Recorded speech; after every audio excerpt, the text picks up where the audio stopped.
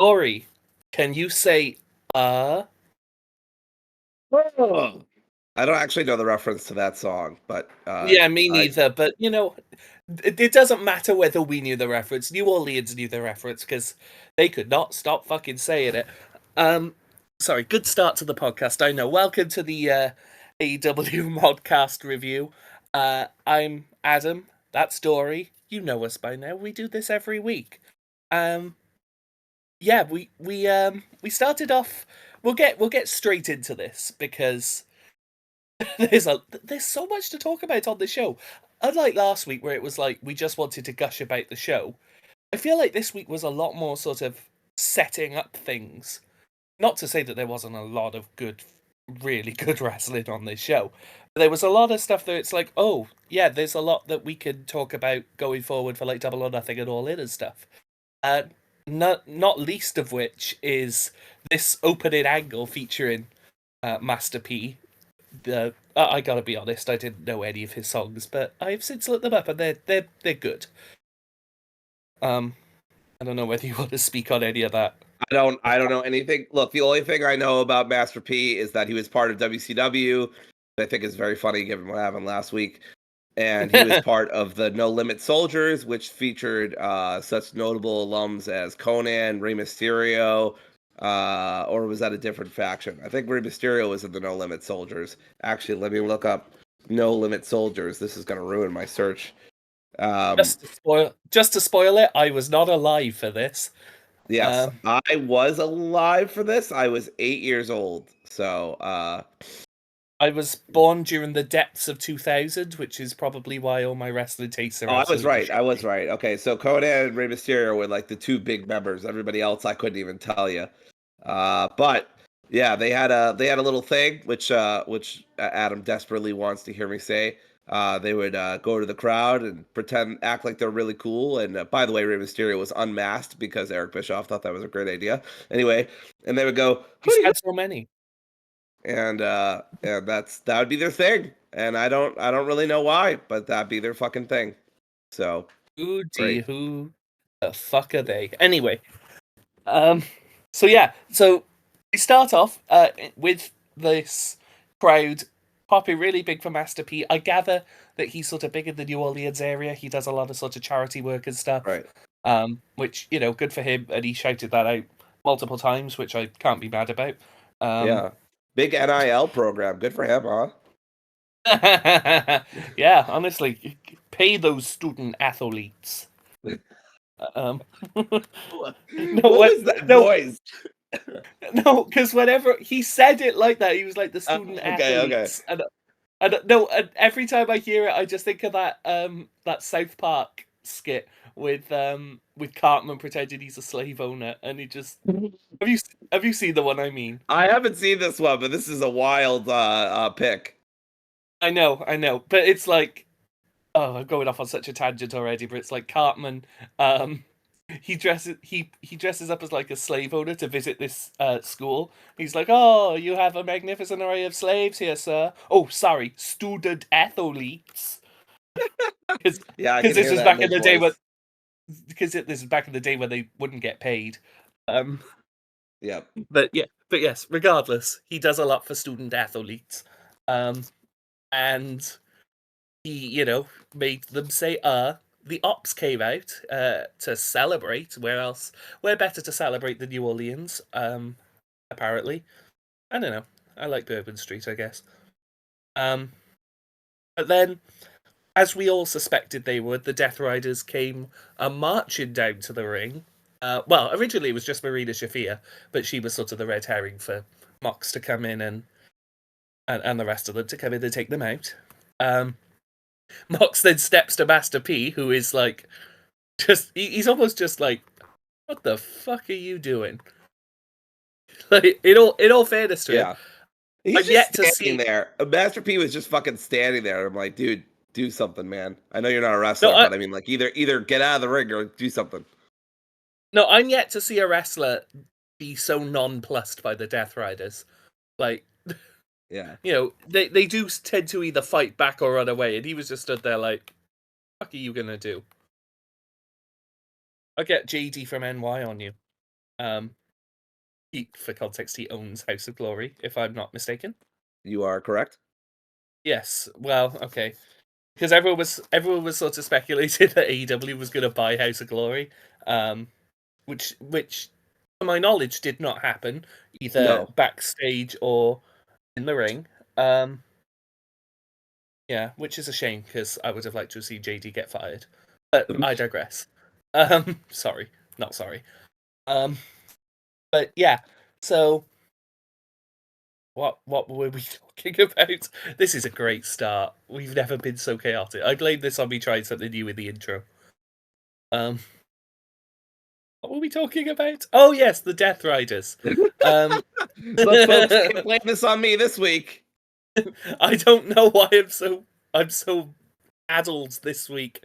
But yeah, the Death Riders. You think I've been drinking? I really haven't. The Death. What the? Oh my god! Please take over. Okay, I'm taking over. I'm All right, I'm so locked in Samoa a Joe says, recursion loop.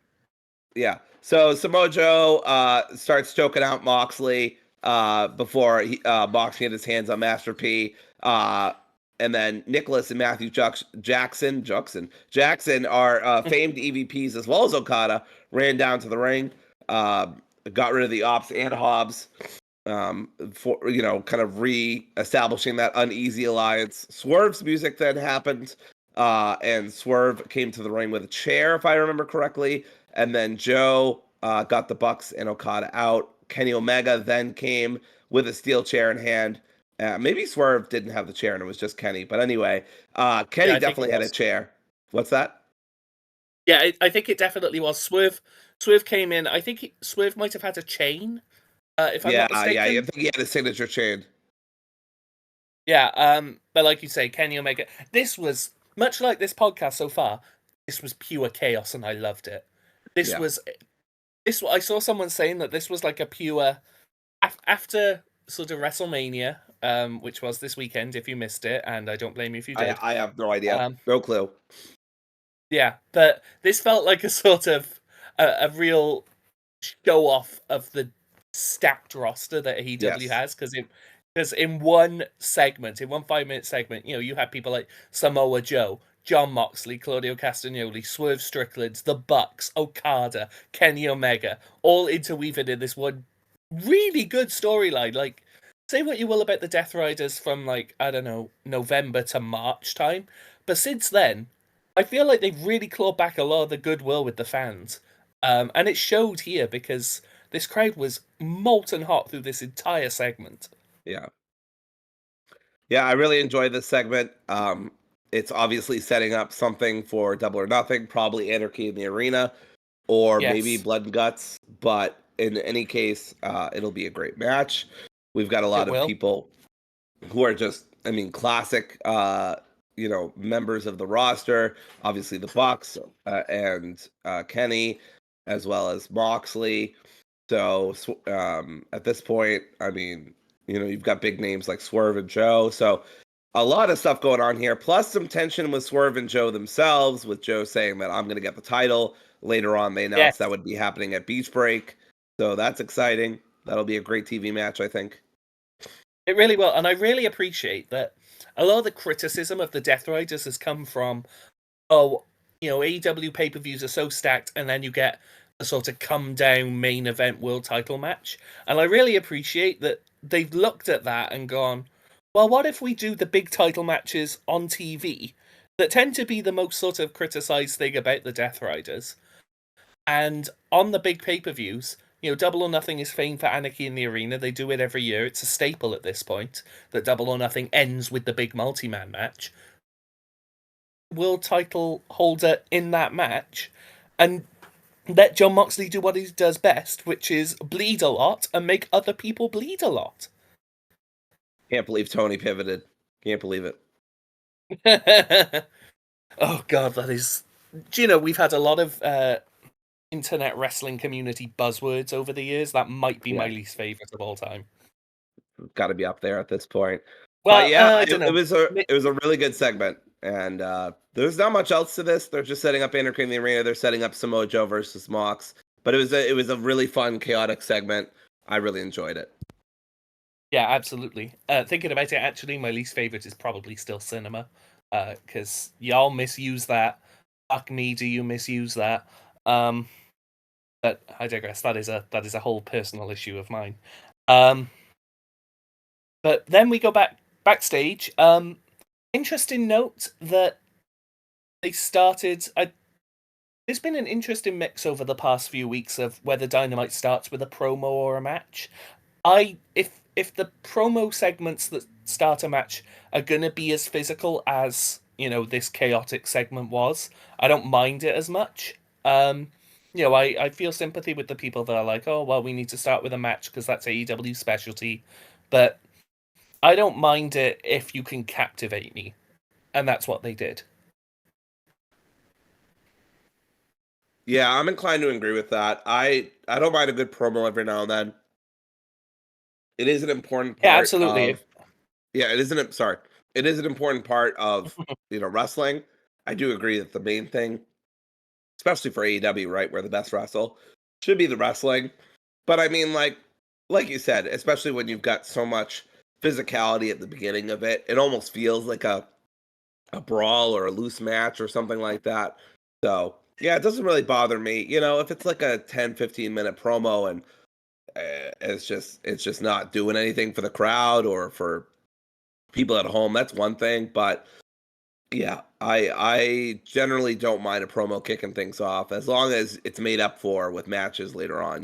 Balance the books and all that. Yeah.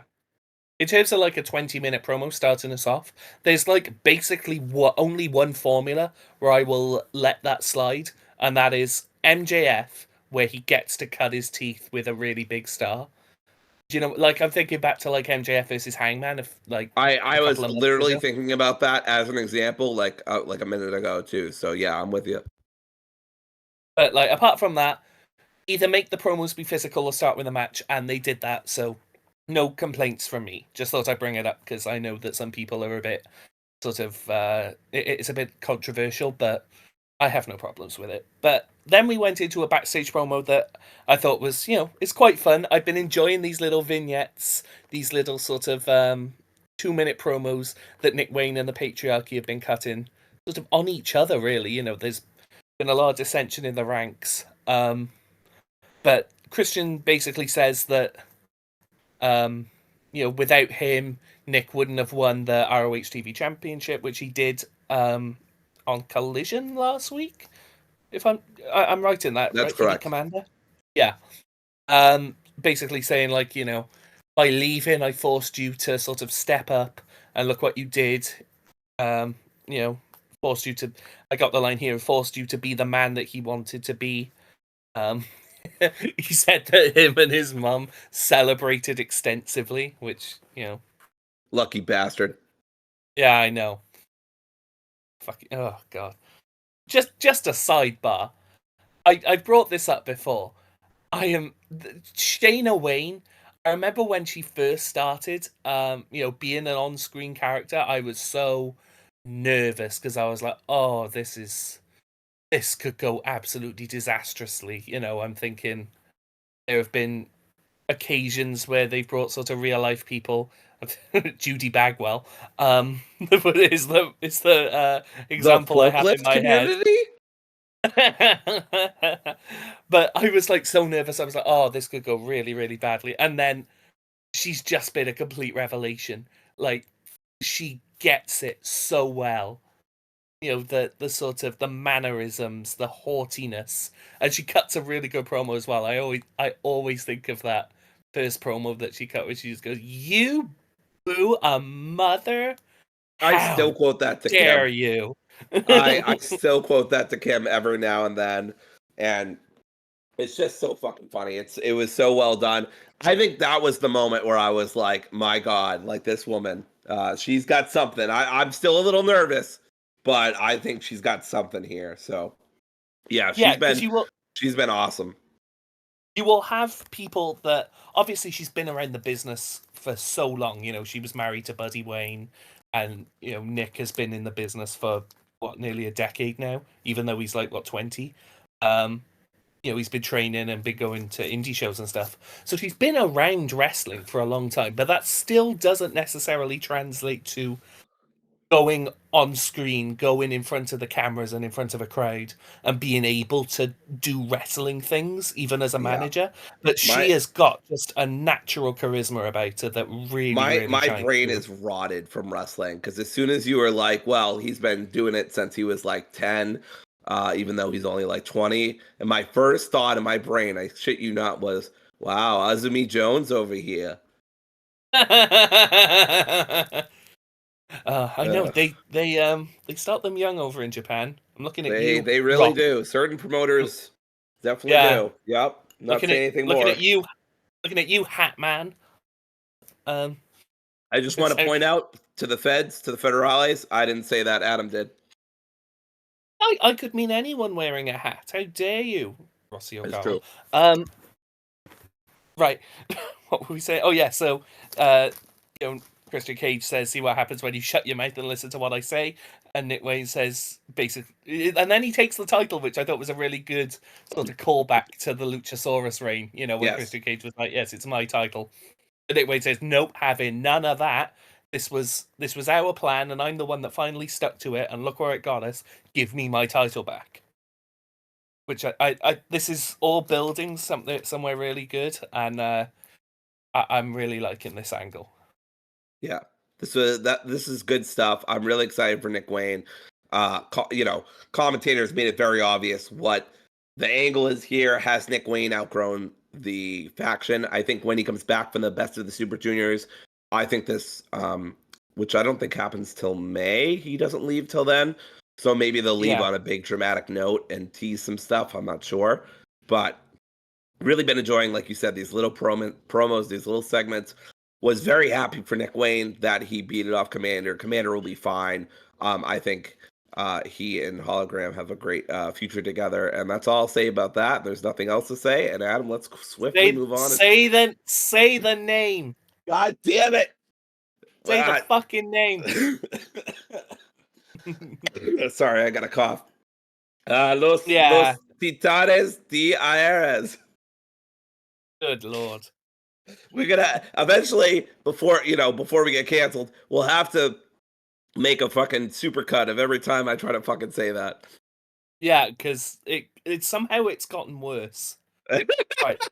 I didn't have the name in front of me. That's also why I was nervous, and I was like, I don't know what to Google search, and I was like, fuck, we're live. Dory, repeat after me. Los Titanes del del Aire. Aire. Yeah, close enough. I'm learning Spanish with Adam. Yeah, because I used to speak like passable Spanish before I lost it, but I still have the affectations, and I can still sort of when I read it, I can recognize it. But regardless, we need to talk about this. We need to talk about this next match. Finally, we're like 20 minutes into the podcast, and we've got to our first match. We're so good at this. But I loved this match. They announced this Ricochet versus Mark Briscoe. They announced it sort of like a couple of hours before the show in typical Tony Khan fashion. And I just remember thinking, oh, that's going to be so much fun. There are some matches where you think, oh, that's going to be a spectacle of athleticism and such, and we'll get to that later on. But this one, I just thought, oh, that's going to be so fun. Because these two are masters of crowd work. Mark Briscoe is a master of getting that sort of plucky baby face sort of underdog, sort of a Mick Foley-esque reaction he called back to that in the match. And Ricochet is just incredible at milking the crowd. Oh, really, really excellent stuff. I want to put over that a flippant sort of throwaway line in an IG live stream from like 4-5 years ago has now become a focal point of this man's gimmick, and it's brilliant. And it's just from he got het up one time when someone called him bald, and now here we are. Yeah, just incredible lore when you think about it. Somebody saying, "Why are you bald?" and he says, "Why are you stupid?" or whatever. Just great stuff. Yeah, one of my favorite parts was when Mark, winded up his hand like a windmill and just slapped Ricochet's bald head a few times. Just very funny. Very funny. I love the part as well where all the crowd and I think Mark Briscoe was joining as well, was sort of calling Ricochet bald, and he just goes out into the crowd. He gets this guy in the front row who I'm told is a TikToker of some description, but he is very bald and very prominently bearded. He's like saying, "Listen to," and Ricochet's like, "Listen to these people making fun of us. How dare they?" He's like, "He's bald. He bald. Why?" Oh, brilliant, brilliant That's stuff. good stuff. But this match, even without the very fun, bold jokes, was a really, really good back and forth match. I didn't know which way this was going to go, because you could make the argument for both of these men to get the win, which is the most exciting version of a wrestling match for me. Yeah, it's always nice when there's a bit of jeopardy. Uh, I really enjoyed that there was a surprise here, and I wonder what the fault. Like, what are we doing here? Like, if Ricochet won, I'd understand because they're trying to constantly position him in the top part of the card. But spoilers, since Mark won, I wonder what we're doing. Like, Hmm. is he going into contention for TNT title? Is Ricochet going after that title next? Eventually, I do think Ricochet should be winning a title. Maybe the TNT title. I don't see why not. I think that would be great. He gets a heel win over Adam Cole. That'd be awesome. But regardless of what we do, I loved Mark Briscoe getting that win. Completely unexpected. This was a great, solid match. Some of the highlights were an awesome looking fisherman buster from Briscoe. Yes. And Ricochet giving him a bald buster or a brain buster. Both these guys, by the way, I know we joke a lot on this podcast. I want to get serious for a second, all right? Bald on bald violence is real, and it's very sad to see this happen here live in New Orleans. But I just want everyone to know it's a real phenomenon, and it does happen. That's all. I just want to give a little PSA. I know we get silly sometimes, but a real serious PSA on bald on bald violence. But anyway, Yeah. so Yeah. yeah, but the bald on bald violence was good. It was good. It really was, and obviously, if you are affected by ball-on-ball violence in your day-to-day life, we will be putting some resources in the description Of to course, help you out with that. You're not alone. There are many, that's many right. bald people suffering with this scourge of violence from other bald people, and it And doesn't if get talked about enough. That's right. Um, And if you're looking for protection from bald on bald violence, may I help you consider the Bald Brotherhood? I believe one of their leaders, Simon Miller, is available for consultations. So go check him out. hmm. Also, Turkey, that helps too. Turkey could also help. That's right. Um, Just ask MJ. Anyway, so let's move on to the next segment. I wouldn't. Yeah, I wouldn't know what on earth you're talking about. But yeah, No, no. excellent, But this was great. excellent match. Yeah, there's not a great deal to talk about. I would just encourage anyone who hasn't seen it to go and see it, because it's a very fun match and you will not be disappointed. Um, Oh, we so should mention the post-match stuff before we get into yes, the amazing FTR and also a little return. But yes, yes, yes. anyway, Ricochet did attack Briscoe after the match with a steel chair, uh, Ooh. and then took out those pair of gold scissors that he just has in the corner. He just has everybody. But Kevin Knight came out, help his buddy Mark Briscoe. Um, and Ricochet, it says on the AEW results site, ran for the hills. I don't know what hills they have in New Orleans, but good for them. So yeah, this was great, and this will set up some stuff later. But let's get to Tony Schiavone with FTR. I don't know who's more excited about this segment, me or Adam. Oh, I'm very. I just want to point out as well. During the segment with Ricochet and Kevin Knight, you see they pan to the Rock and Roll Express in the crowd, and it's like, foreshadowing Yes, is a literary device. Um, that's right. but then after the commercial break, uh, Tony Schiavone calls down FTR, but they do not come out immediately, because rather than FTR coming out to make amends with Tony Schiavone, who do we get but the long-awaited, long God bless this man. hiatus having Oh, I'm so happy to see Stokely Hathaway back on Tony my Khan will pay television. for his crimes. I Oh, backed up like a lot to do that. you raggedy bitch. You raggedy bitch. My favorite part of that is that he says it twice. He doesn't just say you raggedy bitch once. He says it twice. And then, of course, who could forget Dick riding without a license? This man is just fucking international treasure. I know we say national treasure a lot. I'm saying international treasure. Absolutely. And like we talk about like guest commentators. Obviously the GOAT of guest commentary at the moment is Timeless Tony Storm. Yes. Stokely has been amazing on commentary. You know, Yes. when he was managing, you know, Willow and Chris Statlander, and even back to like the firm. Man is a wizard on the mic, and I'm so happy to see him back. And FTR is a perfect pairing, absolutely perfect pairing for Stokely, because I said this while we were watching live. I said I didn't think that they would pay off the Stokely looking for a tag team thing that they did sort of you know, just before he went away late last year.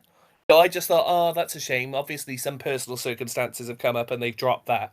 But no, they brought it back because he was looking at FTR as one of the tag teams he was going to That's recruit. You right. know, it was He was looking at the classic FTR versus the Briscoes tag team, and like at the mm, time, I think all of us just wrote it off as, oh well, he's just looking at classic matches. You know, there's nothing he could do. FTR are baby faces, and they at the time they really hadn't even teased a heel turn, and also, of course, Jay Briscoe, rest in peace. Obviously had passed. So unless Stokely knows some fucking magic that we don't know, that wasn't happening either. So mm, we were just like, well, he's just checking out classic matches. But I mean, if that really was the plan, and to be clear, I don't know if that it was, but if that really was the plan to wait for them to turn heel and for Stokely to find a new tag team, that's fucking brilliant. I don't know if that's actually the case. More than likely, it just fell into place very nicely. The great thing too, I know people are going to be mad about me saying this, but one of the first thoughts I had when Dax and Cash teamed up with Stokely was, this kind of gives me Punk Heyman vibes a little bit, right? But besides the fact that mm, obviously, they used to be friends and so, or maybe still are, I don't know, don't care. But it's two guys who can already talk with a guy who can really talk, and gets paid yeah. to talk. Sometimes he talks and says not great things, but regardless, he does talk very well on the mic, generally speaking. Oh, So are we I still I talking do about really Paul like Heyman? this. What's that? I said, are we still talking about Paul Heyman? Yes, we are. Um, but yeah, so I'm excited about this pairing. I think Dax and Cash are a great heel promo, but with Stokely, Mm, they can get even more heat. And it's all about, if you know anything, if you like getting busted open, it's all about the heat. So oh Jesus. yeah. Um, but yeah, I love this promo because Stokely basically says like the best heels are the ones that tell the truth. Yes. And Stokely is like, why are these guys getting fined and suspended, like laying their hands on Tony Schiavone when Ricochet goes around stabbing people with scissors. Hangman sets houses on fire. John Moxley has committed too many terrorist attacks to name, and yet they're walking around scot free. And why are my guys getting punished for something that is such a minor infraction in comparison? Yes, and you sort of sat there like, he's right. Holy shit! Yeah. Yeah, Yeah. he's not wrong. We'll talk later on about another, kind of tweener heelish character who also says a lot of true things that really no lies were detected. But yeah, Mm, absolutely. I mean, it's in, it's a contentious thing in wrestling where you have some people who'll be suspended and some people who won't, and some for various times. Of course, it's all this sort of the story, but they've got to kind of explain that inconsistency from time to time, or at least they can. And it's better when they do. It's nice. So Cash ended up thanking Stokely, said that the stuff with Danny wasn't what they really wanted to do, but and when he asked them to stop, they stopped. They got him to the TNT title and put Garcia first, but got them nowhere. That's when, Adam, we got to the best part of this segment because the camera panned as they pointed to the living legends, Rock and Roll Express. Now, a few of us had already called this that FTR were going to kill them in a nice little nod and homage to Death Riders versus FTR, but this was done really well. Ricky Morton takes a really good pile driver still. He really does. I also want to put over I just want to put over Robert Gibson never taking a fucking bump every time that they show up. Like that's a true worker right there for him to just Ricky can take all the bumps. I'm just gonna like take a punch and then roll out the ring. Just I appreciate that as someone who would absolutely do that. Politic my way into not doing that at their age. I gotta respect it. Absolutely. But this was really sort of. I love FTR so much, and I think this was such a long overdue heel turn that everything they're doing now, I'm just like, oh, I'm here for this. This is one of many things that AEW has done in the past sort of couple of months or so that I've thought this is making the tag division feel alive again, and we'll talk about that after, in a minute actually, because I do want to sort of move on and talk about just maybe the best tag team match of the year so far, but I digress. Is there anything you want to add about this segment? Because I just want to talk about the next match. Yeah. So I really like Dax keep interrupting him over and over again. I wasn't expecting Ricky to actually take issue with it, but it was great. It was so well done. Every time Ricky would start to answer Dax's question, Dax would cut him off. And it was just very funny. It was classic, but it was very funny. He called him 108, 109. Simon Miller made a very funny point that he's like, if he is 108 or 109, it looks great for his age. But this is great. The TNT champion Adam Cole and Kyle and Roddy all came out to kind of make a very late save. I thought this was done really well. I'm very excited for Dax's apology next week. Yes, absolutely. He's going to be such a sanctimonious prick. It's great. But yeah, I want to move swiftly on because I want to talk about this match. Oh my god, this match, Dory. You want to talk about, like, all week long, the Bucks have been posting on, like, Twitter and stuff, all of their sort of accolades, jokingly, but also basically telling everyone, you guys remember that we're, like, one of the best tag teams of all time, right?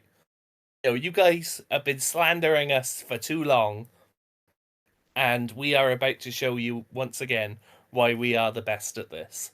And they did, because this match, it was the Bucks versus Kevin Knight and Speedball Mike Bailey. Two recent acquisitions to the team who have, I think, fitted like a glove in AEW. And this might be their best match yet in AEW, and that's controversial for Mike Bailey because he has had some really good matches so far, including the three-way. I think this might be better than the three-way. It might be. Which three-way? Not the one at the pay-per-view, right? No, I think it might be better than the one at the pay-per-view. Really? I don't think so. I thought it was a really great match, bordering on excellent, but I don't know about that. Oh, I just loved it. This match, maybe, I don't know whether that's just the vibes around the pay-per-view whereas the vibes around this show are so excellent. I don't know. I'm very much a vibes-based person sometimes. I see that. Thank you. But this match was phenomenal. This match was the shot in the arm that I need. Well, I don't need from every AEW show. I'm not going to be like, oh, I didn't get the 5-star banger this week. I'm going to go and complain on Twitter. But when I see it, I'm like, oh, this is why I watch. This is my raison d'être for watching AEW. Oh my god! Easy like there, Expedition 33. But it's like, oh, I want to talk about this match. I just want to talk about it because it starts sort of. It starts relatively hyped already. Because you've got Matt Jackson and Speedball started us off, which is a fantastic pairing, by the way. Matt looks even more baby girl than he normally does, which is saying something.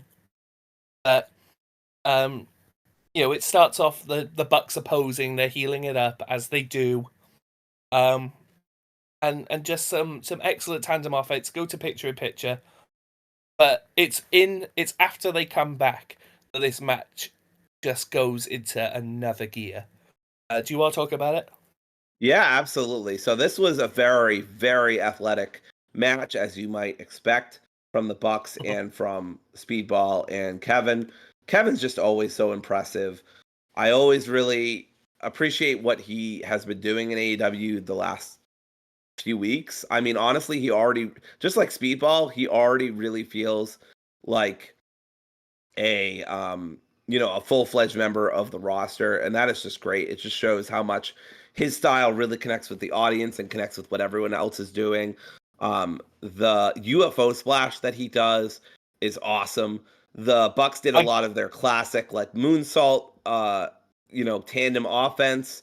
The Matthew of course used a Northern Light suplex on Bailey and Knight, and Bailey and Knight, they're not heavyweights, but it's still impressive for Matthew to be able to pick up two guys at once. It's never not impressive. I've been watching, pandemic era at this point, AEW, and it's always impressive to see Matthew pick up one guy like that so easily 3 times in a row, let alone two guys at once. Especially with his back. Yeah, especially with his back, right? I mean, he's been carrying the company for five. Oh, you meant, oh, okay. But that tag division was not going to carry itself, Adam. Anyway, so yeah, there's just so many good moments. The one of my favorite moments was the Kevin Knight and Mike Bailey both doing. I believe they both did dives onto the Bucks on the outside. Correct me if I'm wrong. There are so many good spots. Right. Yeah, there are so many good spots here. The Meltzer driver, or sorry, the TK driver, the EVP driver on the floor was awesome.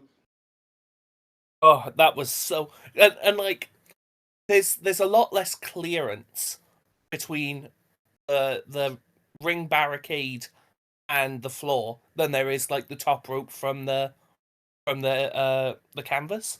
So I was like, oh, this could, like, Nick has a lot of rotation to do in a very short space of time, and he does it, and it looked better than when he does it in the ring. I don't know how, but really, really impressive stuff. The Bucks are excellent. There's a spot in this match that just made me want to punch the air with how good it was, and it's when the Bucks, they call for a super kick party, which I'm never not gonna pop for, and I want to get this sequence right. So Matt goes to kick Speedball. Speedball catches the boot, spins him around, super kicks him. Then Nick super kicks Speedball. Then Kevin Knight super kicks. Oh God, does he super kick Nick? Yeah, he must super kick Nick. But then I've lost myself. There were so many kip ups and super kicks. I just know that it ends with all four on the floor after, I think it's Nick and Kevin Knight sort of double clothesline each other. And then it's Matt and Mike Bailey just trading sort of spin kicks. Like Matt Jackson goes to super kick Mike Bailey, and Mike Bailey just spin kicks. He intercepts it with like a head height spin kick, and I'm like, how the fuck do you do that? I did taekwondo for like a decade, and I still don't get it. I could do spin kicks like that back when I was sort of 14, 15, and it's just still an incredible display of athleticism. And then they both go for like a 360 kick and knock each other out, and the crowd get on their feet and raising the roof of that place, and I'm like, that was the moment where I was like, oh, this is something special. This is like the Bucks are putting a rubber stamp on this and saying, we are the best tag team of all time, and we haven't gone anywhere. You've just forgotten how good we are, and we are here to remind you again.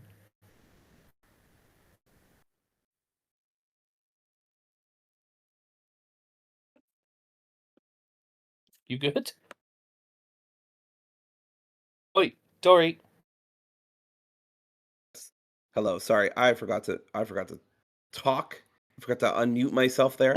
Uh, I was getting so excited about the Bucks. Anyway, I promise. So I said how quickly people forget after arguably one of their worst years, and I'm saying this very, very lightly, where mostly due to either injuries or due to sporadic time or personal time off or their contract or whatever, they still had one of their best years, or still was one of the best, arguably one of the best tag teams in the world, not just in America. Maybe only Fraxium or like one of the Stardom tag teams. I can't remember their names, but they were still one of the best. And yeah, like you said, this match was just a big reminder of, hey, we're still that team. We're still one of the best, and I just really I don't know. I really appreciate what they brought to this match because it was really good. It was really needed to just shut everybody up and make them realize, hey, the Bucks are still really good. There's just so much raw athleticism in this match, and obviously some of it helped by how young and talented Knight and Bailey are. I'm not trying to take that away, but the Bucks were just incredible. Now the match did end with Ricochet coming down, costing Kevin Knight, so it came back to haunt him. And the Bucks then hit Knight with the EVP trigger, which is great because I don't want Bailey taking the pin. I'd rather Kevin, even though I love both of them.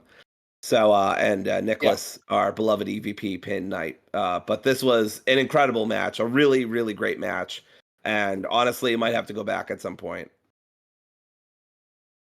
Yeah, honestly, like this is definitely. I've mentioned before that I sort of specially curate what my best friend basically relies on me to show him the best of wrestling.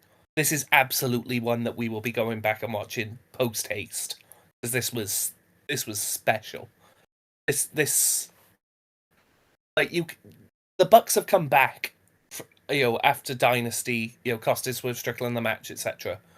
And there's been sort of like an expectation, at least from me, that I'm like, okay, the Bucks are back, wonderful. They're obviously going to do character work with the Death Riders. I need to see the Bucks wrestle because that is what the Bucks are best at. They're great character workers. Don't get me wrong, and I'm thinking back to like the glory days of being the Elite and stuff. They could do all that. They're great at that. But the thing that they have been put on the map for, the reason why they started All Elite Wrestling, the reason why they have such great cachet within the wrestling world is because they are maybe the best in-ring tag team of their generation. And I need to see that. And this was the first time in God knows how long, probably since Private Party, which I know, that was when they went away, but like that match followed by this match as their return match. It's just like I say, a reminder that the Bucks are the best to do this. They are the best pure tag team in the world. And yeah, I'm so excited to see what they do next. Because whatever they do, I will be there for. Because it's the Bucks, and you gotta be there for them. Really? So after that, we go backstage, and Renee has Tony Storm and the glorious Luther, in the back. And Tony is talking about the main event of the show, which we'll get to: Jamie Hayter versus Chris Statlander in the semi-final of the women's Owen Hart tournament. She mentioned that she was going to be on the red carpet for. Did she say The Empire Strikes Back? Say a little indie movie that no one's ever heard of, or something like that. And Renee then added her most serious tone. It's The Empire Strikes Back. But then that sort of gives. Well, I don't know how. That gave Tony the opening she needed. What did she even say? I'm struggling. He said, "There's no empire big enough to strike this back." Yes, that's right. Oh, she's just an icon. Then she sort of announced that on Saturday on Collision, at which point the crowd popped because it was taped last night, in the arena. She said she is going to put on an AEW Women's Elimination performance. And I didn't know who was going to step up at that point. I was like, oh, who could they do? I'm so happy. I'm so happy that it was Queen Aminata because she is such a good and underrated wrestler as Yes. well. Oh, I haven't seen any spoilers for that match, but I don't need any spoilers to know that it will be a really, really good match because honestly, I don't think these two are capable of having a bad match, even separately, but together this should be a really, really fun match. Yeah, I'm excited. And to be clear, some people might not have heard it or might have missed it with all of Tony's very funny jokes. But this is an elimination match. So it's not like Queen Aminata is just getting a title shot for no reason, right? Because she hasn't really been on TV. I don't know if she's been getting wins on ROH or whatever, but she's not just getting a title shot, she's getting a shot at a title shot. So that, she's not just jumping the line or whatever. So yeah, should be a great match. I'm really excited for it. I love Aminata. Obviously love Tony. So this will be great. Yeah, I absolutely think that when they do the ROH Women's Pure Championship, which I assume will now be at the rechristened Supercard of Honor. I have absolutely no idea. I gotta be honest, not to digress too much. No fucking idea what's going on with ROH at the moment. Yeah. You were going to the Super. I was. Hey, let's talk about that for a fucking second. So I was Oh supposed to no! go to Supercard of Honor, but apparently Tony Khan just couldn't fucking book it right, and so they didn't. They just weren't making the tickets that they needed to be making, and so they shuttered that, moved it to Before Y'all In, and then put Death Before Dishonor in September in Philly. Which I guess whatever is acceptable. I'll go back to Philly. I prefer Philly over New Jersey anyway. So Yeah, fuck I'd New have to wait Jersey. like 14 to fucking 21 days to get my $110 back that I spent on tickets, by the way. 110, by the way, not just for me and Kim, to be clear. I did not spend that much on just me. But yeah, maybe for AEW I would do it for like a pay-per-view or something, but not for ROH. Anyway, I have uh I have no idea. Just to go on my own tangent, the tickets for Forbidden Door go on sale. I think it's next week. I have no idea what the pay scale is going to be like for those shows. Um, and it's for the first time um in my AEW ticket purchasing journey. It's not just me I have to worry about because me and B, friends of the channel, um, we're gonna go together. So we have to navigate that minefield and like I know AEW has a better reputation, a much better reputation for affordability than certain other companies I could mention, but it's still like the O2, and it's Britain, so like I don't know. This could be a very expensive London trip, but regardless, you gotta go. Um, but yeah, we shall see. Please make it at least a little bit affordable, Tony. I don't want to be I sat up will in the absolute say leaders. I will be somewhat placated if what I'm hearing is true. Poor Gunther. But sorry. My mind immediately went to that.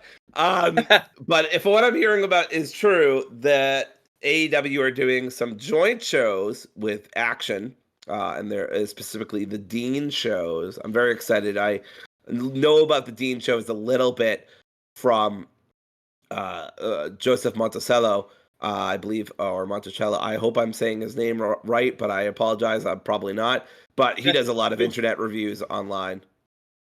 Yeah. Yeah. Shout out Joe, by the way. He's an excellent follow on Twitter if you haven't. Like he's one of those guys that will absolutely broaden your horizons on wrestling. Yes. Yep. Yeah, shout him out. Go and follow Literally, him. he was part of the reason I got into DPW and felt more confident getting into some of the indies and stuff that I wasn't familiar with. But anyway, so shout out to him. But he's a great follow. Don't always agree with him, but I like a lot of his takes, and he always gives very cogent reasons. Regardless, Yeah. Daniel Makabe and Mad Dog Connolly, and there's a couple others from Action. So I'm really excited about the possibilities here of AEW working with Dean, specifically at the Action promotion. So I Yeah. don't know what's going to happen Just, there. I hope they do a show before Death Before Dishonor because I'll probably be there. Is what I'm saying.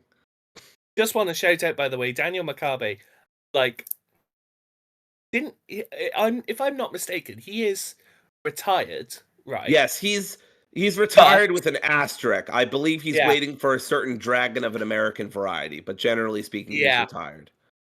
and like I have absolutely no idea what the future holds for Bryan Danielson, but I would be very surprised if we do not see him back in the next few months. At which point, that is the sort of match that I think he would absolutely be game for. Just saying. I Yeah, actually expect if he is going to do that match, I don't think it will be the one before All In. I think it will probably be the one before Death Before Dishonor. So you may well get to see it. would love that. I would absolutely. From what I've heard about Daniel Makabe, he's an indie legend, so I'd be very He excited for really that. is. I've seen a few of his matches. He is one of those guys that never got the flowers that he deserved. But it's a bit like a lower, not a lower level, but a more indie, like lower level indie Nigel McGuinness type thing, where it's like Sure. if he got if he got the chance to be on, a major stage, he would be regarded as one of the greatest professional wrestlers of all time. Yeah. He has had some really excellent matches. I'm thinking, he had one in Prestige against Zack Sabre Jr. Phenomenal match. Go and Man, watch it. I gotta hunt that down. That sounds awesome. Go and seek it out. But yes, we are digressing We are once again. very much digressing. Anyway, so I'm a little salty about the whole thing, but we'll move on and we'll talk about something I'm not salty about, which is the Hurt Syndicate. We Hurt People We hurt coming out people. to We well, hurt with people. we hurt people. You know, I think one of Sorry, my I'm just favorite jifes is well, this is just gonna be us saying we hurt people for the rest of it. But yeah. one of my favorite video images is the SpongeBob one where the guy says we hurt people to the other guy. I do love Yeah, the other one that one of the users post. You know the one I'm talking about, the I Disney do. World one. Yes, but that one I really love that one. Anyway, so this was the Hurt Syndicate. I'm sure nobody will come out to interrupt. No, absolutely not.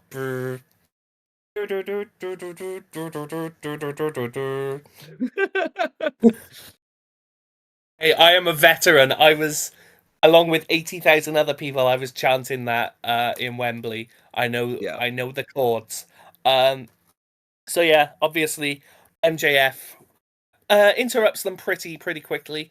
There were some platitudes towards the gates of agony from MVP to start us off. Congratulations to them. They won't be appearing anytime soon, but they're good guys, etc., etc.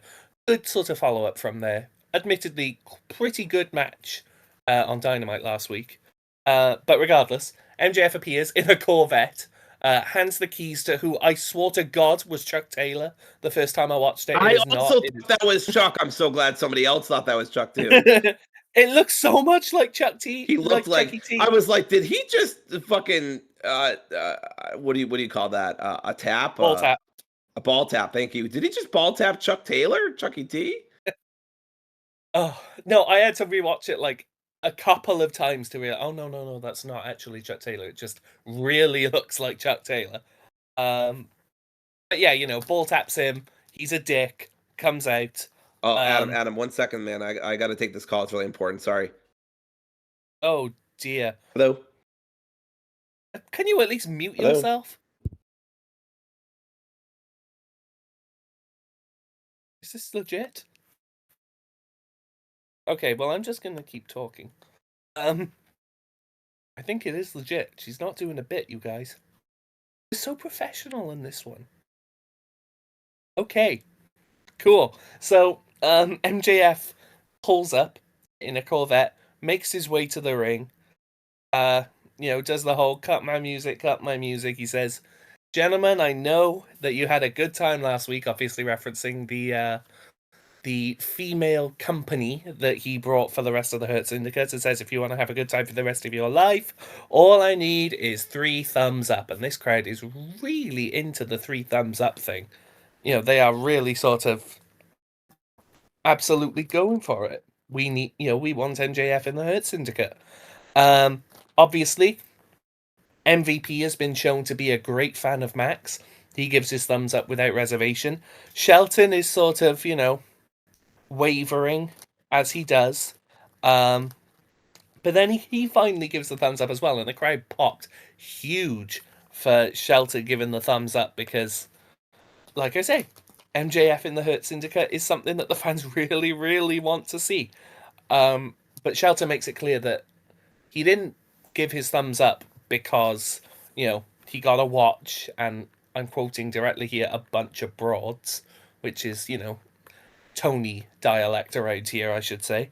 But he got a thumbs up because he trusts MVP's judgment, and MVP has clearly decided that Max is worthy of Hurt Syndicate status. But then MJF sort of turns his attention to Bob, as it were, Bobby Lashley. By the way, I really need Dory to bounce off. She's gone to take a phone call, obviously. But I love the way that he just says Bob. I don't know why it tickles me so, but it's like you've got this really super serious, you know, guy that could absolutely clothesline your head off, Bobby Lashley.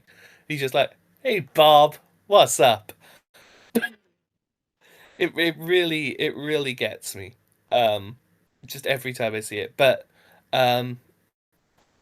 you know, MJF is sort of saying, "I know that you're probably gonna, you know, thumbs down. You're gonna downvote me, but he basically he sells himself to the group.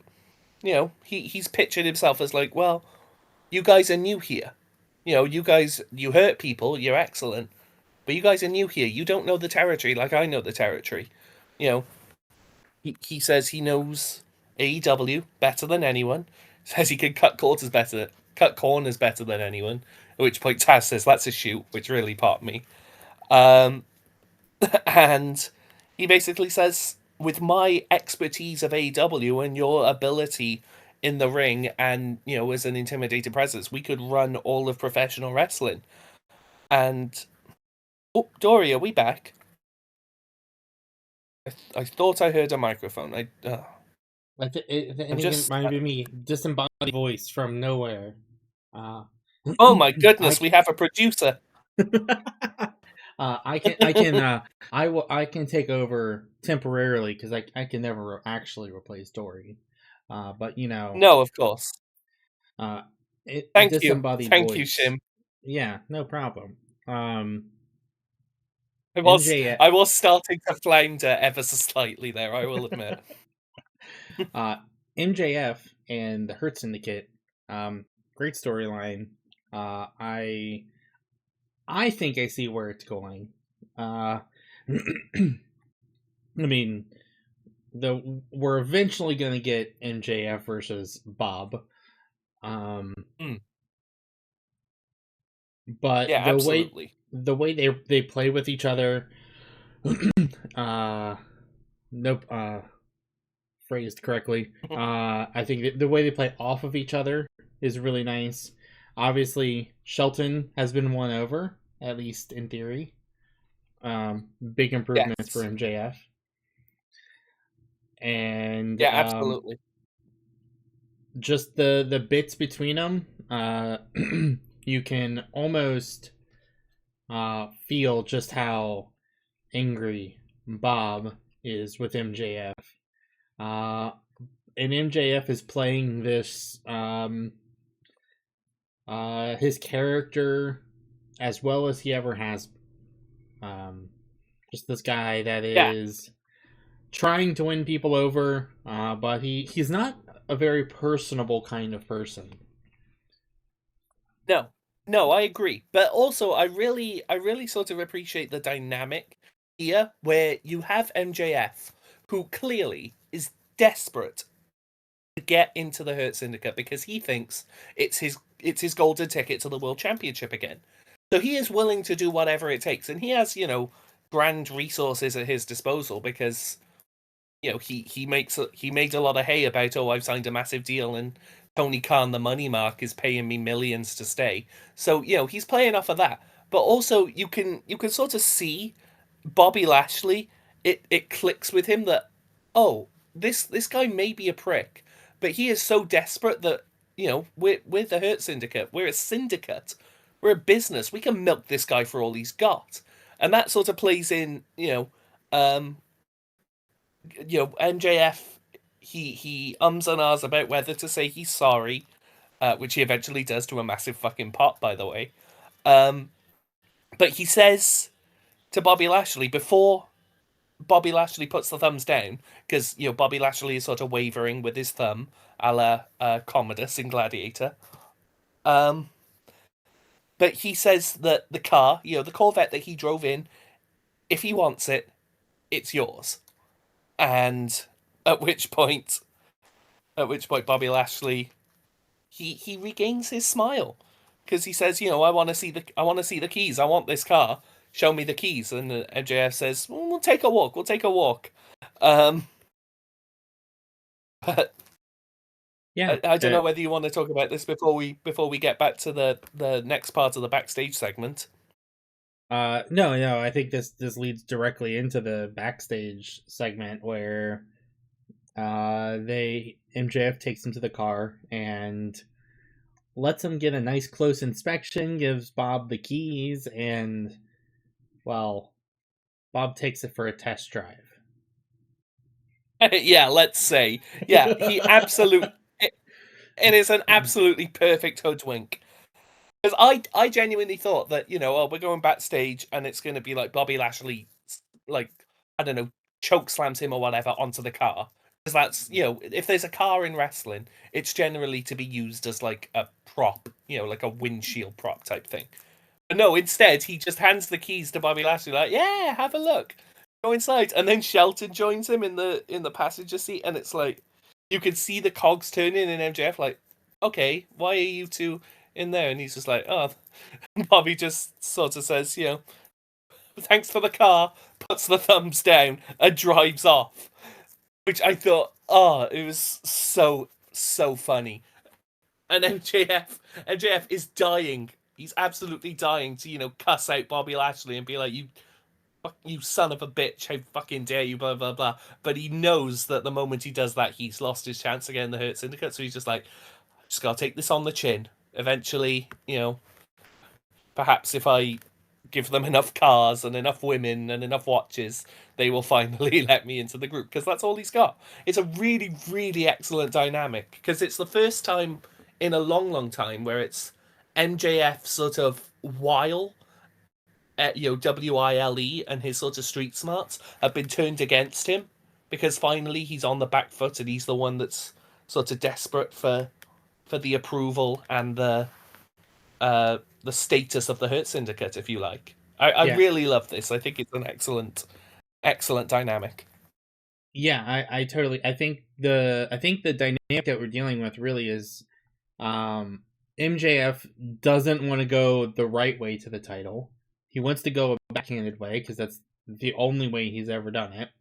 He feels the Hurt Syndicate is that way, so he's like, okay, I can just spend some money and get my way to the title. I think it would be a really funny turn for MJF to do kind of his own spin of the broke-ass Corbin that would be interesting. Character, where he spent all of his money giving it to the Hurt Syndicate to try and get into it, and just like every week he starts showing up in maybe clothes that look a little bit cheaper. He can't afford those $20,000 suits, so he's wearing Reeboks this week or something. Not to put down Reeboks or anything, but yeah. No, of course. I think something like that could be really funny, and interestingly, a way to turn MJF kind of face in like a roundabout way, while he's like being like, okay, well, I can't, I don't have any more to give you. Yeah, I think that would be a fun long-term story. I think that'd be really interesting. I think, like you said, this is definitely leading at some point to Bobby Lashley versus MJF. I would imagine at Double or Nothing, like I would imagine that the payoff to all of this is, Shelton and MVP are on board. Bobby Lashley, he needs to be convinced that MJF tries more wild and wacky ideas till eventually Bobby Lashley says, "Enough of this. We don't want any more of your trinkets. We don't want any more of that. What you need to do is prove yourself in the ring, prove your usefulness as a wrestler. And if you want to be in the Hurt Syndicate, you have to beat me." So I think, because, you can have an angle like this and you can run it for days, but at the end of it, you need to have a match. Right. The whole point of wrestling angles, sorry, Dwayne, but the whole point of wrestling angles is that you have the payoff match. Right. So, totally. Yeah, I totally agree. And if you go back, I know, probably a month ago, when this angle was kind of first spinning up, I foresaw eventually MJF gets into the Hurt Syndicate because I think it's a fun story. On the back half of that, I think you turn MVP more of being the party guy that he is with MJF within the Hurt Syndicate, and Shelton and Bobby being like their half of the Hurt Syndicate that's more about hurting people, right? Which we somewhat that's a really good idea. We've seen elements of this, right? Whereas, early on it's like, hey, we want to go have another match, and like MVP's like, no, go relax. You need to celebrate your champions. You need to go have fun. You need to party up a little bit. And MVP is always there for the party.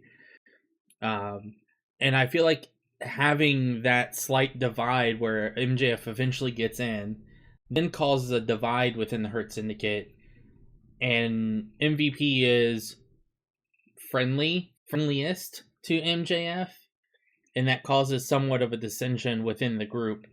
And I think that this could be a story that, pays off next year, right? Yeah, this has legs. Right, exactly. Just slowly pay off that there's a little bit of a split in... it's kind of heralding back also to like the MJF Cole friendship that we saw a few years, was been 2 years ago now, 2 or 3, where it's like, oh, we're gonna go train, but MJF wants to go like party while Cole wants to like be responsible, right? Like that kind of clash of character, I think has legs there in terms of where the story could go, and I'm looking forward to however they do it. Absolutely, this is one of the more intriguing angles on Dynamite, over the last few weeks. Not to say that there hasn't been others, but it's one of those that I could see every outcome that they could do. Just to briefly touch on the next segment, Hangman Page is backstage with Renee Paquette, who says, next week you're facing Kyle Fletcher, and he attacked you on the Dynamite previous. And Hangman says, when I see you, I'm going to put you in the ground. And then MJF, fresh off his, Grand Theft Auto, comes in, says that Hangman with his new haircut looks like he married his sister, which, very funny, MJF, but also Hangman has killed you once. But Hangman says, unless, very funny, but unless you have something of substance to say, I suggest you get in your car and, oh dear. Oh, hello. Hello, hi. I'm so sorry about that. Yeah. I don't know if you got my unprofessional. That's right. I'm working with fucking children who couldn't even manage a target. Yeah, honestly. Yeah, I don't know if you got my message, but the dog place finally called us, and we can pick her up today. But we have to foster her for a couple weeks just to make sure it's a good fit, because we did have to surrender.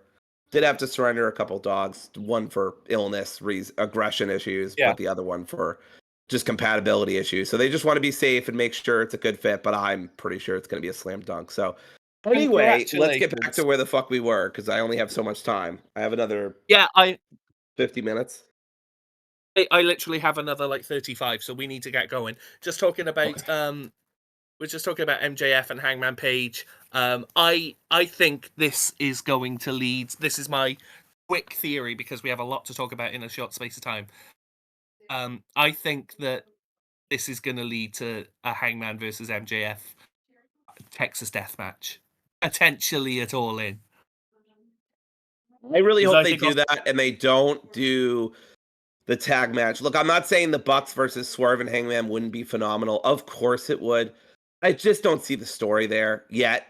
And I'm not like, oh, everything needs to have a story, whatever. No, I'm not. But with Hangman and Swerve and the Bucks, such intricate like stories between, I need them to have several. I'm talking several more like moments. Hashtag for this to really work for me, for them to have that I didn't see it. I still don't really see it. I'm not sure I like it of them using that tag match. I'm not saying, again, I'm not gonna say it's gonna be bad. No way. That could be a tag team match of the year, if not of the decade. But I still don't know if that's what I want from these four, and yes, this is a case of me being a bit of a fantasy booker and not getting what I want. But I really think we should either be having MJF face Hangman in that Texas Death, having Swerve versus Hangman, or I guess this tag match is a good option C if and only if they justify it.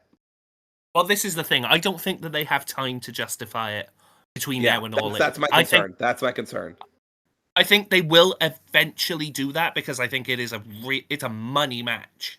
Like it is a really excellent match that they can do. I think it happens maybe sometime sort of like, I don't know, you could even go as far as something like Full Gear in November to stretch this out.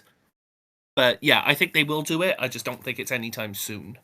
But anyway, we gotta talk about the next match.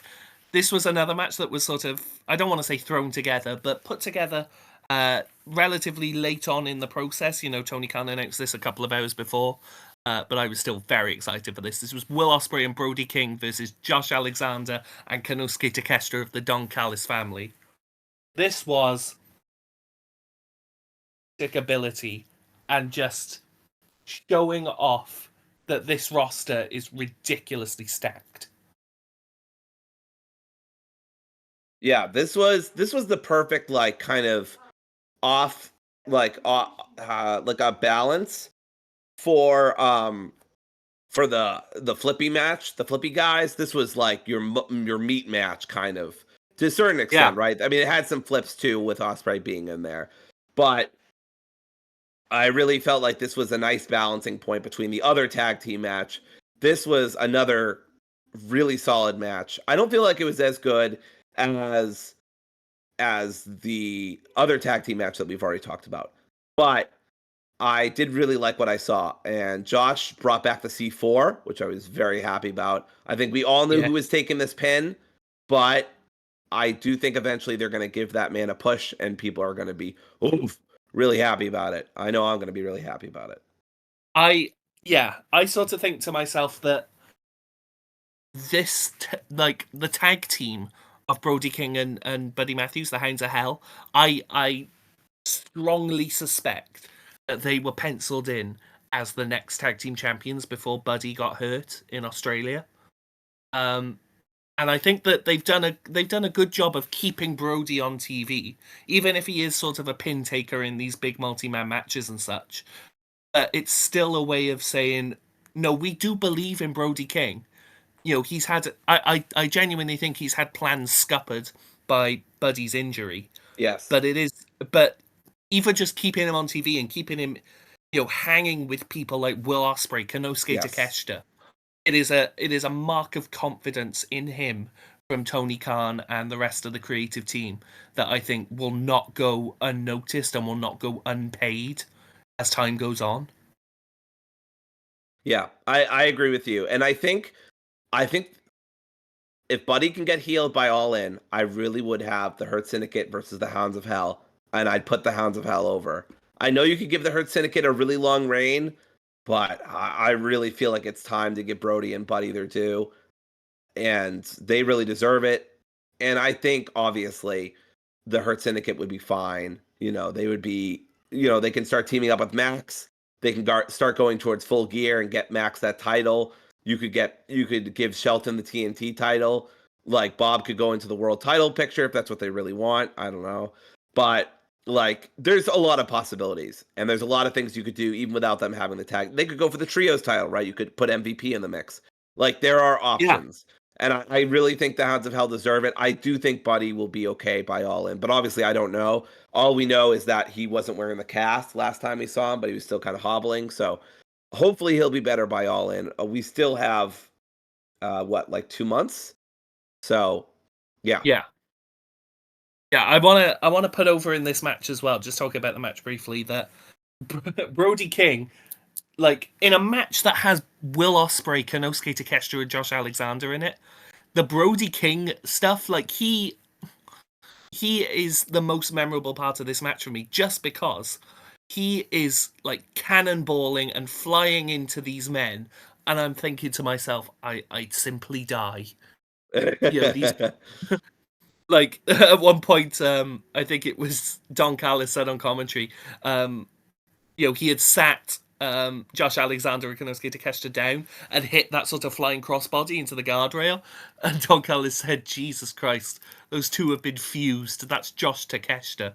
I didn't get to hear that one. That's so good. But it's like, yeah, because Brody King, he will flatten you. Like, it's still... It's a testament to how wonderful Brody King is as a worker. Like he can hit those sort of matches, and I can look at that and think that looks ridiculously painful and dangerous to take, but everyone is fine because he's a safe and meticulous worker. Like that's what you want out of a guy like that. You want a guy that looks like dangerous as hell, but also is explicitly not dangerous as hell. Like I say, I expect big things from Brody, in the immediate, not necessarily the immediate, but the short-term future. And yeah, very good stuff. Obviously, he takes the pin here. Happy to see, by the way, that Josh Alexander has not, in fact, abandoned the C4 spike, because it is a fucking boss finisher. And I was a bit worried when he debuted last week that he didn't hit it, and instead hit like a power bomb and such. I was thinking, oh no, have they abandoned it? But no, he has it, and it looked boss. And it's it's incredible that the first person he hits it on in AEW is Brody fucking King. This match, I mean, all the things you want to say about it. The German suplexes, the knee strikes, the C4 to finish things off. The amount of people that they've got stacked and this one like faction is ridiculous. Like they've got a reunited heel Roppongi Vice. They've got Lance Archer, who's always been a solid hand. And of course, they've got the trio of just main eventers, Josh Alexander, Takeshita, and of course, your man, Kyle Fletcher. Boy. So your boy. So I just think this is a faction that's destined for greatness on a lot of levels. I think you can have Roppongi go after Hurt Syndicate on a collision. I think you can get Fletcher in that TNT or international picture again. You could also after the Owen, and then of course Josh and Takeshita could become a tag team as well. Takeshita could also just dominate New Japan, and Josh could go after the TNT. Like, there's so much you could do here, just like with the Hurt Syndicate. So very exciting possibilities. This was a great match. Yeah, absolutely. And just to put over what you said about, this faction being absolutely stacked, in the post-match, you get to sort of see all these pieces sort of coming together, because post-match, the Don Callis family, they take out Brody King and they take out Will Ospreay. And Carl Fletcher, his music hits, he comes out dressed all in pink, which I'm certain is just especially for me. He sort of makes his way to the ring looking especially cunty, if I do say so myself. But true to his word, just before the match, Hangman said, "The next time I see Carl Fletcher, I'm putting you in the ground." Immediately, Hangman Page's music hits, and he storms down to the ring. You know, he's about to kill Carl Fletcher. But then, like you say, the heel reunited Roppongi Vice come down, Trent Barretta and Rocky Romero. You know, they come down, they start wailing on Hangman, throw him into the ring. Hangman gets a bit of sort of that babyface fire, you know, as he does, because it's Hangman and the man will simply not stay dead. But obviously the numbers game, and it's a ridiculous numbers game. Get him down. Fletcher hits him with a brainbuster, and the Don Callis family stand tall. And I remember thinking, as I was watching this, how the fuck can anyone see anything in the arena? Because you've got, you know, Carl Fletcher beating up Hangman, and there's like 7 fucking dudes standing around him.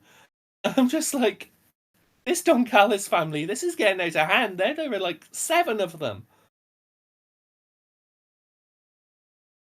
I've seen certain videos from certain kinds of sites that have less people involved in them than that, and dun dun dun dun dun dun. Anyway, so I can't believe I made that reference. Anywho, even the EW results says they ganged up on Hangman. You know, that's all I'm gonna say. But regardless, this was a beatdown of Adam, and I'm really excited for him. I'm sorry, the other Adam. Yeah, I was gonna say, fuck me, Fletcher. I guess. Lucky you, yeah. That Fletcher is probably going to be taking that loss, and they're only making him look so good beforehand, just so he doesn't look. You know, I hope they do a clean victory. I don't want another roll up. Too many roll ups lately in wrestling, so I prefer a clean loss from Fletcher here. He can take it. I think it'll be fine. But yeah, I'm very excited for this. Sorry. I don't What? think you Wait, what'd you say? What'd you say? No, you said it's a clean loss. He can take it, and I went, hell yeah, he can. All right, let's move on to that last. Yeah, let's go, baby. So yeah, the last match. The last match is your semi-final of the Owen Hart tournament on the women's side. This one, preface this: Jamie Hayter versus Chris Statlander. This was one going in. I had no clue how this was going to go. This was a true and proper 50-50 for me, which is rare in wrestling nowadays. Because even sort of things like Ricochet and Mark Briscoe, I had to 60-40 to win. Obviously, I was wrong in the end, but I still had that feeling of like, I think I know how this is going to go. This one, no fucking clue. They had done a really good job of building up these two women to be like, well, either one can go ahead, and I won't be mad at either because they deserve it.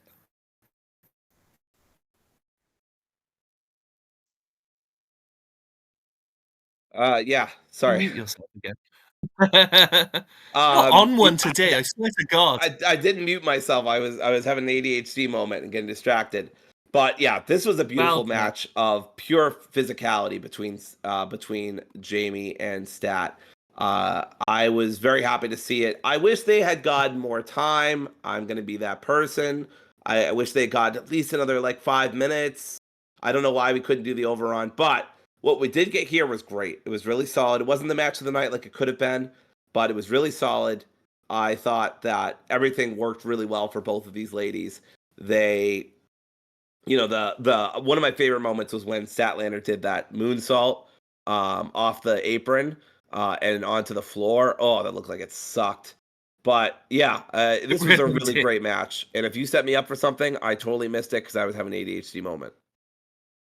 No. All I was setting you up for was to talk about this match, which you did. Great. I knocked it out of the park. Let's go.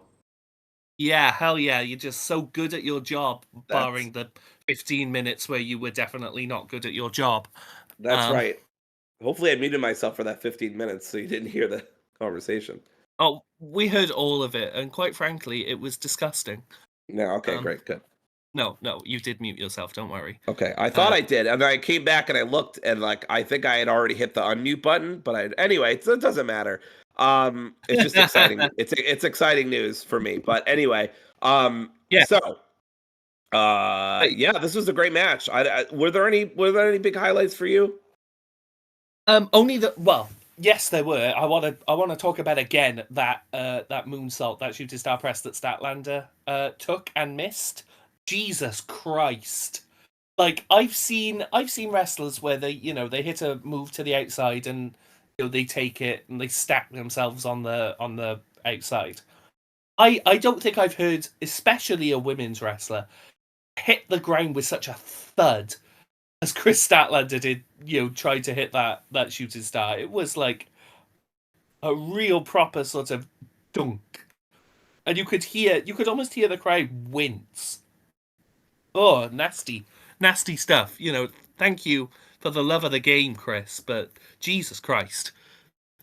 I also want to put over as well that that Statlander did a move that I think is really underserved in wrestling right now.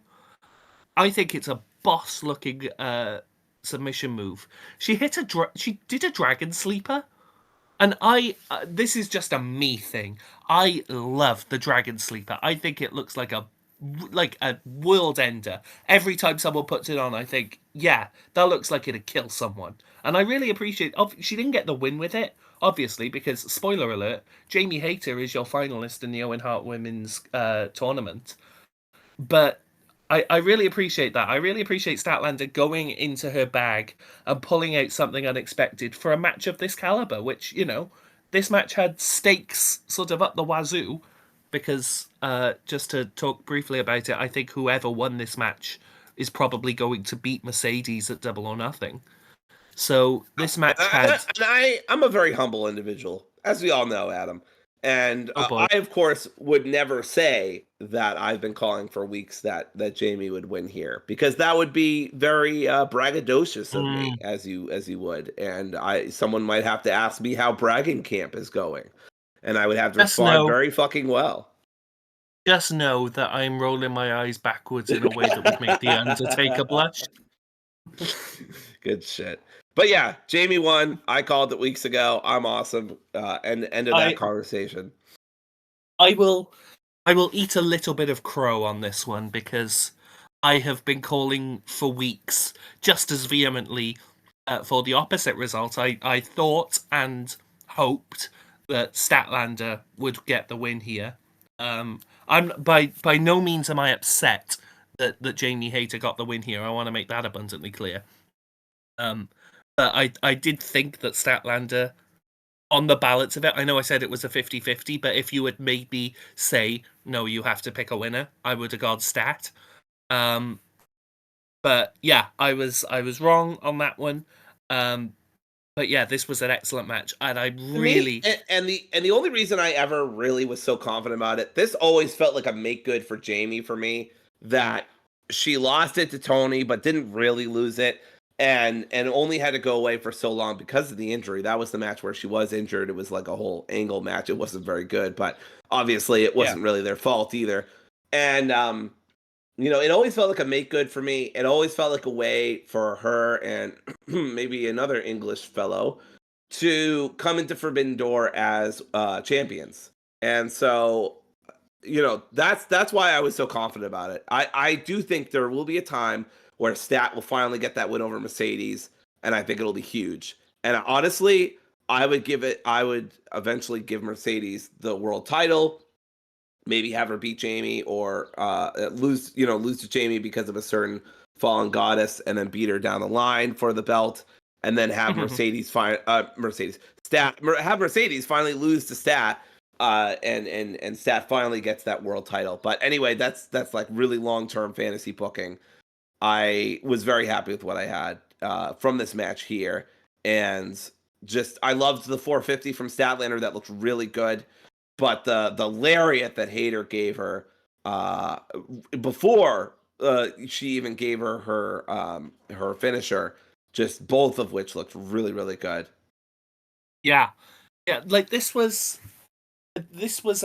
like you say, this could have had 5 more minutes to make it like a really excellent match. But the stuff that we got was really hard hitting, which is what I always expected of these two women, because if there is one thing that these two women can do, it is hit really hard. Like, I think Jamie is slightly stiffer than Stat in a good way, not in a sort of I'm gonna hurt you way, but in a sort of making your Right. moves. No, I understand. believable. Hardcore Holly would be thrilled. I get what you're saying. Yeah, exactly. Just beating up everyone she Just comes beating the across. shit out of newbies and rookies who deserve it.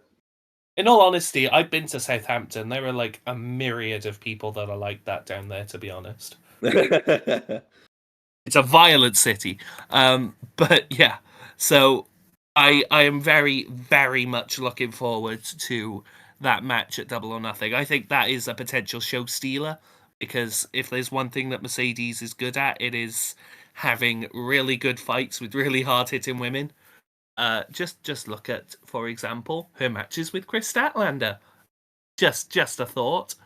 But yeah, this was a really good end to a really, really good show. I was very much I wasn't concerned coming off last week's Dynamite. I never thought for a million years that they would sort of match last week's Dynamite, because I don't think you could. But I was a little bit sort of, oh well, maybe if this week isn't really good, it'll feel a bit like a downer from last week. But they really hit it out of the park in terms of keeping up that consistent, excellent run of Dynamites that we've had since like February, really. Yeah, for sure. You know what's weird, Adam, is I feel like there's like a 10, 15-minute segment of this podcast that's possibly maybe missing, or else like I just wasn't here for. I feel like we didn't talk about the Hurt Syndicate and MJF, and that's super strange to me because that was a great segment. I don't know what could have happened, but anyway, Yeah, a really great episode of Dynamite anyway.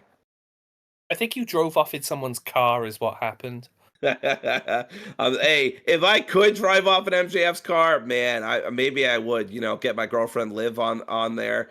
It'd be a great time. Make her crash it. So that's one. I wasn't gonna say it.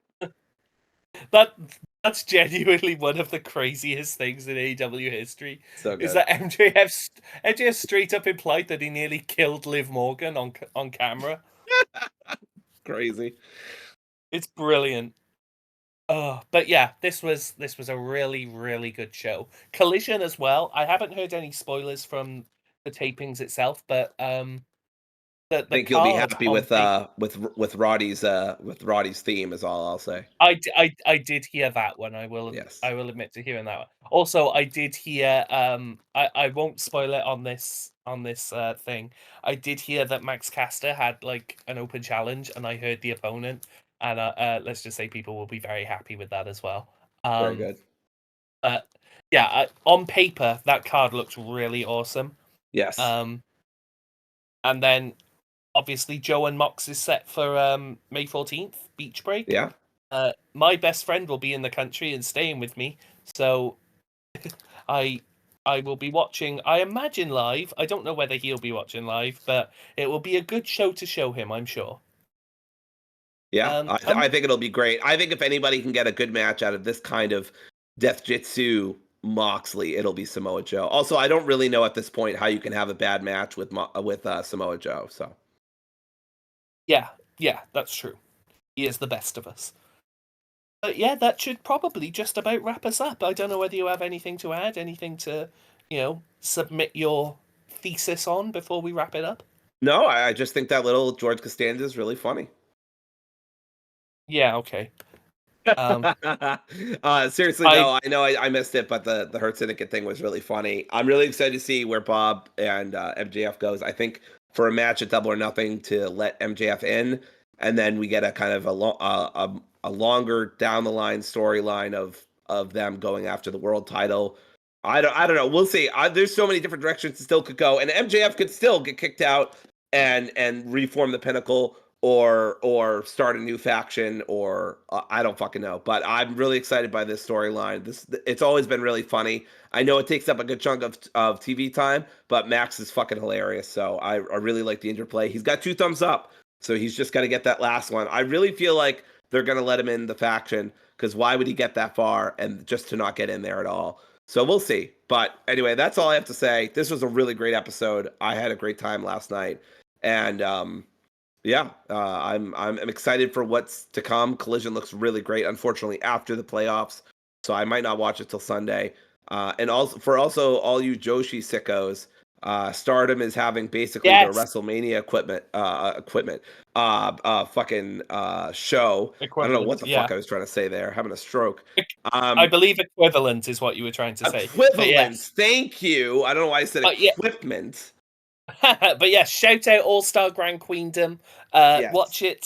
Absolutely, it's going to be a really that excellent card show. looks phenomenal. So I will probably go check it out at some point. Yeah. Mayu versus Suri will feed me for a month. I give that all of the Raws out of 5.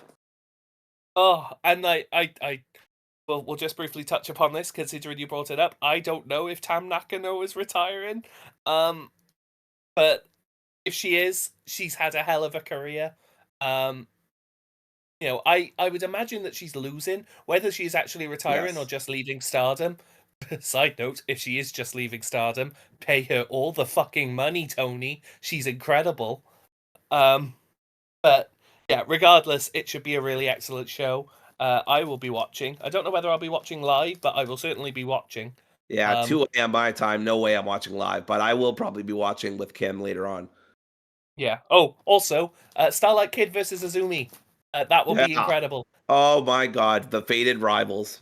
I love both those two. I have both their shirts. I love both shipped all the way from Japan, and I love both of them so much. Yeah, it should be a really excellent show. As was this. So yeah, thank you for listening. Thank you for giving us your attention. Apologies that this was... I know I say we are chaotic every week. This one really was a bit sort of all over the fucking place. So thank you for giving us your grace and your patience. And yeah, we shall... I don't know whether we have any plans for Collision. We haven't actually done Collision reviews for the last couple of weeks, which is naughty of us. Well, not really me. You know, I'm only contracted for Dynamite and pay-per-view, so it's up to everyone else to sort their shit out. But yeah, regardless, we shall at least certainly be back for next week's Dynamite, because, you know, you can't get rid of us that easily.